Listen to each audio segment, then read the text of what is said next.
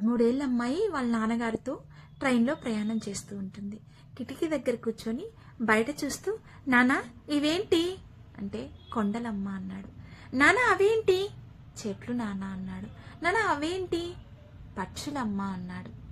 ఇలా చెప్తూ ఉంటే ఎదురుగా కూర్చునే మనిషి, ఏమన్నా పిచ్చా మీ అమ్మాయికి, ఇంత వయసు వచ్చింది అవి తెలియదా అని అంటాడు.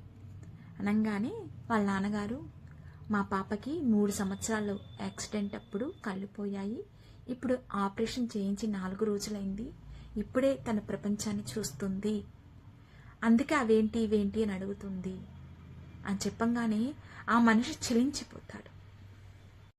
ఎవరిని కూడా తెలుసుకోకుండా అనకూడదు, బాధ పెట్టకూడదు.